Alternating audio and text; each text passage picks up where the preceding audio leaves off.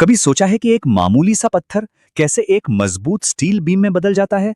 आज हम इसी जादू के पीछे का साइंस समझेंगे, जिसे कहते हैं मेटलर्जी। चलिए इसे बहुत ही आसान भाषा में जानते हैं। मेटलर्जी, आप समझे, वो चाबी है जो लोहा, स्टील, एल्युमिनियम, इन सब की दुनिया के ताले खोलती है। जो लोग इन चीजों के साथ काम करते हैं, उनके लिए इसे समझना काम को न सिर्फ आसान बल्कि और भी दिलचस्प बना देता है। तो सवाल वही है, आखिर ये मेटलर्जी है क्या? बिल्कुल सीधे सीधे कहें तो यह है धातुओं का विज्ञान।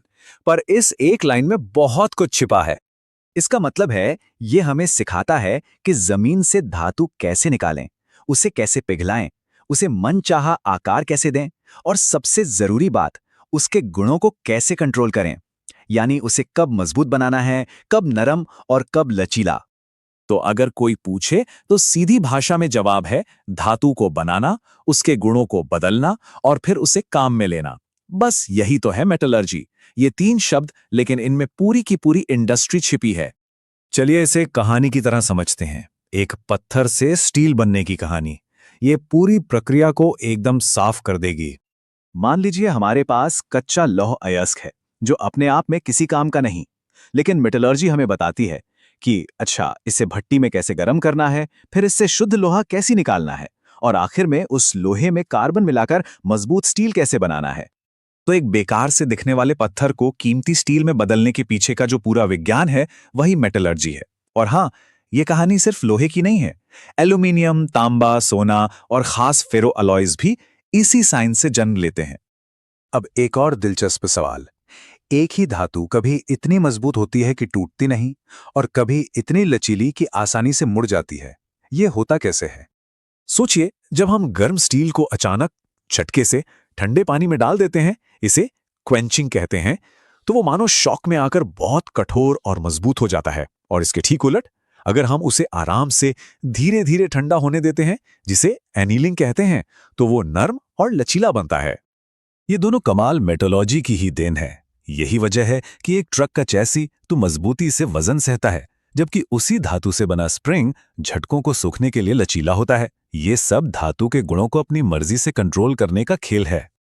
तो अब जब हम मूल बातें समझ गए हैं, तो आइए मेटलर्जी की दुनिया को 4 हिस्सों में बांटकर देखते हैं, जिससे पूरी तस्वीर और साफ हो जाएगी।